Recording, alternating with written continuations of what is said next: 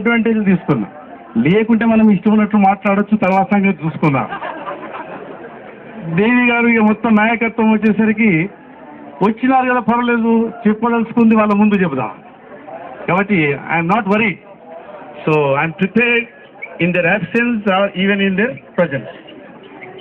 అది ఎక్కువ సమయం తీసుకోకుండా, అంటే దేవి గారు వీళ్ళందరూ కూడా they may have to visit many. అయితే ఏదున్నా ఏం మాట్లాడినా దేవి సార్ ఇంక్లూజివ్ అప్రోచ్ ఉంటుంది తప్ప, ఆ పంచాయతీ అంటే ఏంటంటే ఐక్యంగా ఉద్యమం చేద్దాం, ఎందుకు చేస్తలేమనేది మనం ప్రశ్నిస్తాం. ఈ 69 ఉద్యమం ఇలా తలపిస్తున్నది. నా హృదయపూర్వకంగా చెప్తున్నాను, టీజాక్ నాయకులు కూడా చెప్తున్నాను, ఎప్పుడైతే విద్యార్థులు ఉద్యమంలో కదిలొస్తారో, ఎప్పుడైతే ఉపాధ్యాయ సంఘాలు కదిలొస్తారో ఖచ్చితంగా ఉద్యమం విజయవంతమవుతుంది. ఇవల్ల ఈ 6 సంఘాలను ఒక వేదిక మీద తెచ్చిన ఉపాధ్యాయ నాయకులందరికీ కూడా, వాళ్ళతో పాల్పంచుకున్న మిగతా ప్రజా సంఘాలందరినీ కూడా నేను అభినందిస్తున్నాను. ఇది ఖచ్చితంగా ఉద్యమ విజయంకు నాంది పలుకుతుందని మాట్లాడుతున్నాను. ఇవాళ ఇక్కడ 200 మంది ముందు వచ్చేది కాదు క్రైటీరియా. 6 సంఘాలు తెలంగాణ సాధనలో ఐక్యమైనవి. కాబట్టి ఒక్క ఎజెండాతో మనం ముందుకు పోతే ఖచ్చితంగా మనం విజయం సాధిస్తాం. ఈ తెలంగాణ సాధన అనేది ఒకటే ఎజెండా. మన కుల సంఘాలలో ఉండొచ్చు, మనం రాజకీయ పార్టీలలో ఉండొచ్చు, మిగతా ప్రజా సంఘాలలో ఉండొచ్చు, ఎవరైనా ఏ సంఘంలో ఉండే హక్కు ప్రతి వ్యక్తికి ఉంటుంది. కానీ తెలంగాణ సాధనలో మాత్రం మనం అందరం ఐక్యం కావాలి. ఈ తెలంగాణ ఉద్యమం మహోన్నతమైన ఉద్యమం. నేను పక్కింటి ఇద్దరం శత్రువులమైన తెలంగాణలో అమరవీర స్తూపం దగ్గర పక్కకి కలుసుకుంటున్నాం. పడిదాని రాజకీయ పార్టీ అయినా వాళ్లకు మన సింపథైజర్గా ఉన్న వాళ్ళతో కలిసి పనిచేస్తున్న మనం ఇక్కడ తెలంగాణ ఉద్యమంలో ఒకటైనాం. పొద్దున లేస్తే హైదరాబాద్ పట్టణం కాదు, మనం జిల్లాలలో చూద్దాము. జిల్లాలో ఏ కార్యక్రమం ఉన్నా, చిన్న సంఘం నుంచి కూడా పెద్ద సంఘం వరకు, రాష్ట్ర స్థాయిలో పోటీ ఉన్నా సరే, కానీ జిల్లాలో మాత్రం కలిసి ఉన్నారు. అది మనం స్ఫూర్తిగా తీసుకోవాలి. కాబట్టి ప్రజల నాడిని గుర్తించి రాష్ట్ర నాయకత్వం ముందుకు పోయినప్పుడే ఈ ఉద్యమం విజయవంతం అవుతుంది.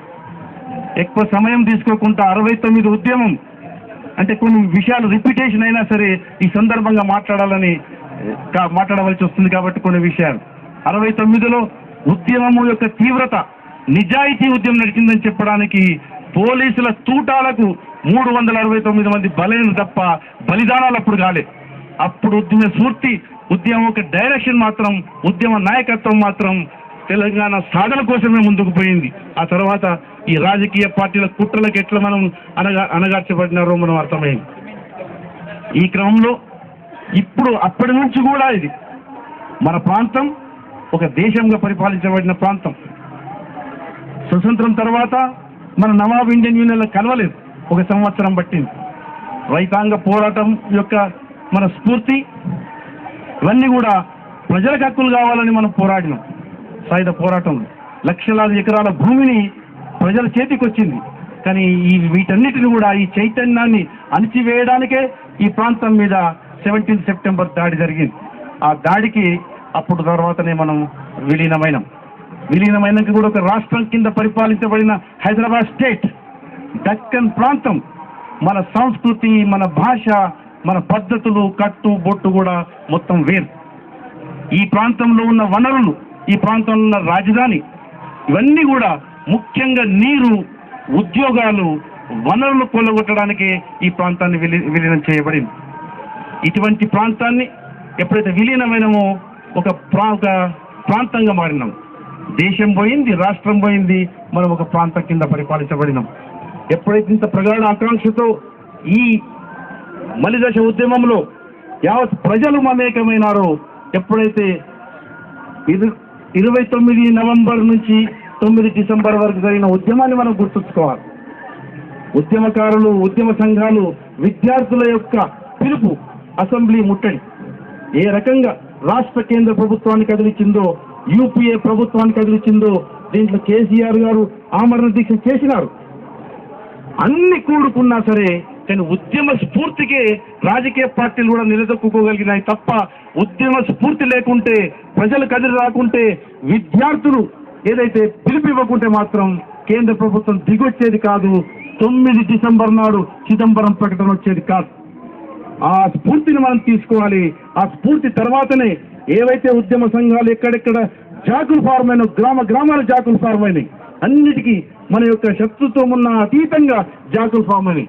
ఈ తెలంగాణ జాక్ అంటే కూడా ఆ ఫామ్ అయిన జాకులకు నాయకత్వం వహించినారు. కానీ ఈ తెలంగాణ జాకు రాష్ట్ర స్థాయిలో ఫార్మ్ అయి జిల్లాలలో గ్రామాలలో ఫార్మ్ చేయలేదు. అది మనం గుర్తుంచుకోవాలి.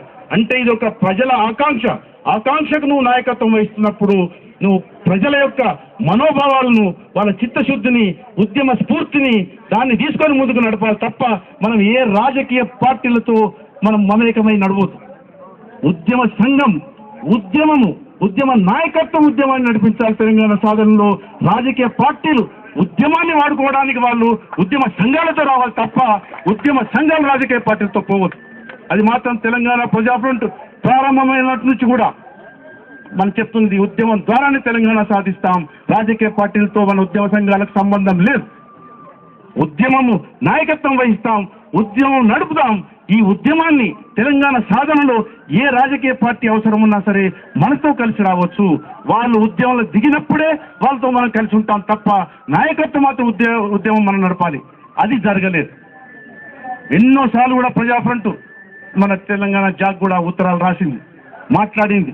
ఎన్నో కార్యక్రమాలు ఇచ్చినప్పుడు కూడా మీ కార్యాచరణలో భాగస్వామ్యం అయితే చెప్పినాం. అందులో భాగస్వామ్యం కూడా ప్రజా ఫ్రంట్ అయింది. మిలియన్ మార్చిలో తెలంగాణ జాక్తో కలిసి వెళ్ళి కూడా మాట్లాడడము, వాళ్ళతో కార్యాచరణలో భాగస్వామ్యం అవ్వడము, ప్రెస్ మీట్లు పెట్టడము మిలియన్ మార్చిలో కలిసి చేసినాం. కానీ ఎప్పుడు కూడా ఎటువంటి ప్రతిపాదనతో టీ జాక్ మిగతా సంఘాలు అంటే ఏ ప్రజల ఆకాంక్ష మేరకు ఉందో దాన్ని ప్రజల ఆకాంక్ష మేరకే ఉద్యమాన్ని నడపాలి. కాబట్టి ఇంక్లూజివ్ అప్రోచ్, కలుపుకొని పోయే తనం ఈ యొక్క ఉద్యమ నాయకత్వానికి ఉండాలి. ఎక్స్క్లూడ్ చేయొద్దు. ఏ రాజకీయ పార్టీ చేతిలో కూడా కీలు బొమ్మగా ఈ ఉద్యమ సంఘాలు ఉండొద్దని మాత్రం ప్రజా ఫ్రంట్ కోరుకుంటుంది. ఖచ్చితంగా రాజకీయ ప్రక్రియ కావాలి. రాజ్యాంగం యొక్క ఇది సవరణకి కావాలి. ఆర్టికల్ 3 ప్రకారంగా బిల్లు పెట్టాలి. దాంట్లో ఎన్నుకున్న ప్రజాప్రతినిధులు మాత్రం ముందుకు రావాలి. కానీ ఈ ఉద్యమం ఆ 29 నవంబర్ నుంచి 9 డిసెంబర్ వరకు ఏ స్ఫూర్తితో పోయిందో అదే స్ఫూర్తితో మనం నడుపుంటే ఈ పాటికి ఎప్పుడో తెలంగాణ వచ్చేది. సహాయ నిరాకరణలో ఉద్యోగ సంఘాల యొక్క పాత్ర చాలా కీలక పాత్ర ఉన్నది. మరి ఎందుకు ఆగిపోయింది? సకల జనుల సమ్మెలో పాత్ర ఉన్నది. దీనికి ప్రజలు కూడా పెద్ద ఎత్తున బస్సులు లేకుంటే ఆటోలో పోయినారు. బిడ్డ ఇంకా 4 రోజులు నడుపుండ్రి, మేము ఆటోలో కాదు నడిచేనే పోతామన్నారు. వాళ్ళ 21 దినాలుంటే మార్చుకున్నారు, ఫంక్షన్లు ఉంటూ కూడా మార్చుకున్నారు. ఎన్నో ఏవైతే సామాజిక వర్గాలు ఉన్నాయో, ముఖ్యంగా బలహీన బడుగు వర్గాలు ఈ తెలంగాణ ఉద్యమంలో పెద్ద ఎత్తున మమేకమైంది. పెద్ద ఎత్తున వాళ్ళ యొక్క సాక్రిఫికేషన్ ఈ ఉద్యమంలో ఉన్నది. కాబట్టి ఈ ఉద్యమ స్ఫూర్తిని తీసుకొని మనం ఈ క్రమంలో మనం వెనుదిరగకుండా రాజకీయ పార్టీల వాళ్ళ యొక్క రంగులు మార్చుడు మనం ఎన్నోసార్లు చూసినాం. కాబట్టి వాళ్లకు 2 ఎజెండాలు 3 ఎజెండాలు ఉండొచ్చు, అది మనం కాదనము. మరి తెలంగాణ సాధన మాత్రం సింగిల్ ఎజెండాతో వాళ్ళు రావాలి.